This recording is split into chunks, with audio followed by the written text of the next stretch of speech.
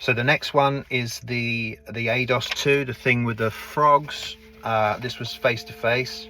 So an outline of the ADOS2. The Autism Diagnostic Observation Schedule is a semi-structured, standardized measure of communication, social interaction, play/imagination, and restrictive/repetitive behaviors. The ADOS2 is used with individuals who have been referred because of possible autism spectrum disorder, and is often referred to as the gold standard observational assessment for ASD. Module 4 is what I did. It says Module 4 is designed for use with verbally fluent adolescents or adults. It describes a standardized interview/observational assessment consisting of 10 to 15 activities with 32 accompanying ratings.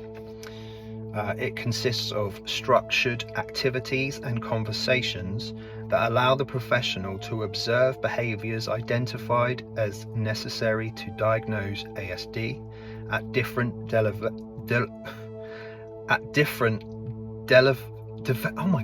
developmental levels and chronological ages.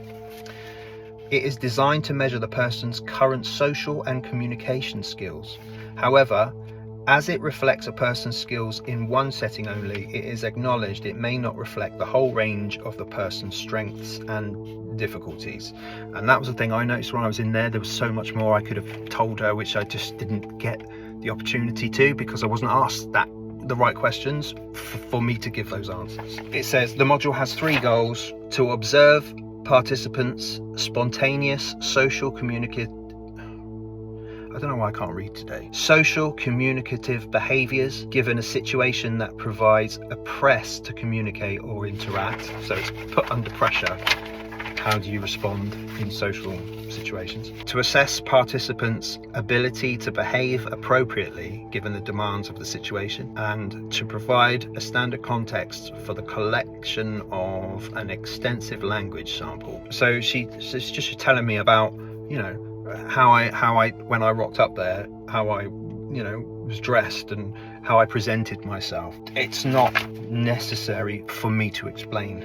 She did make a note that my volume when I was talking, my volume was mainly monotone, which I thought was interesting. And that's because here doing this now, I can get quite animated because nobody's watching me. I know you're watching me. That's the point of this, but nobody's here right now, so nobody can see me. But when I'm under pressure, when I'm feeling under pressure and I'm having to get through a challenging thing for me, scenario, whatever you want to call it, I think I do go into a monotone voice.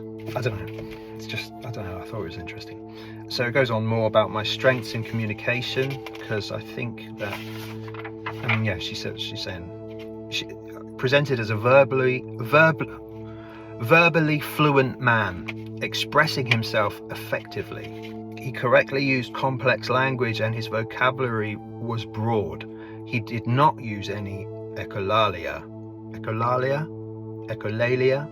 is where you hear something, I think. It's where you hear something and then you repeat it. I do that. I do that. Difficulties. Graham reflects limited reciprocal conversation.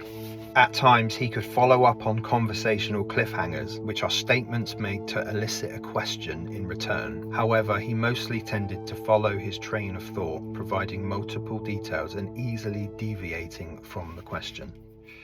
I think that's ADHD.